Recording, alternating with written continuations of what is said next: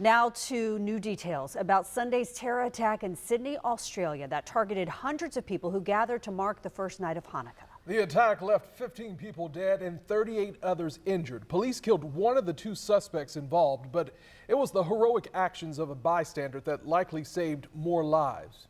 So I don't know if we have that video here of the man who actually ran up to one of the shooters. Do we have that video we can pull up? Well, the man ran up to one of the shooters. We don't have that video right now.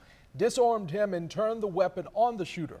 The Australian Broadcasting Corporation say police identified the gunman as Saeed Akram, who died at the scene, and his 24-year-old son Naveed, who remains in custody at the hospital. Here in Jacksonville, the Jewish community will come together in the wake of this tragedy for a special menorah lighting at the St. John's Town Center. Organizers say they will honor the victims of the attack as part of their ceremony tomorrow. Our Terry Gilliam is live at the Town Center. And Terry, you spoke with people who say this is a time for unity. Yes, Anthony, following the attack in Australia, members of the Jewish community right here in Jacksonville say they want to celebrate Hanukkah with strength and solidarity.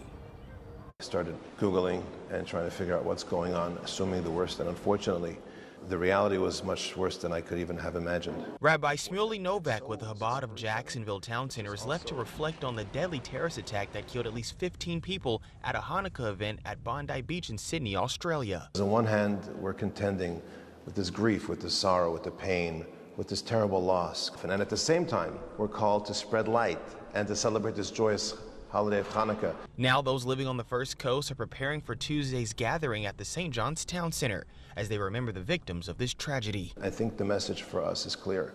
While we try to wrap our brains, and perhaps we cannot wrap our brains around what's happening, we still have to do whatever we can to spread the light, because we know light pushes away darkness, even just a little bit of light. Rabbi Novack tells us he expects a large crowd with city leaders expected to be in attendance. When asked what's the message for those who may be weary about attending the public lighting because of recent events, Rabbi Novack has this message. We cannot cower in response to these activities. We have to increase with our visibility, with our Jewish pride and our Jewish activity.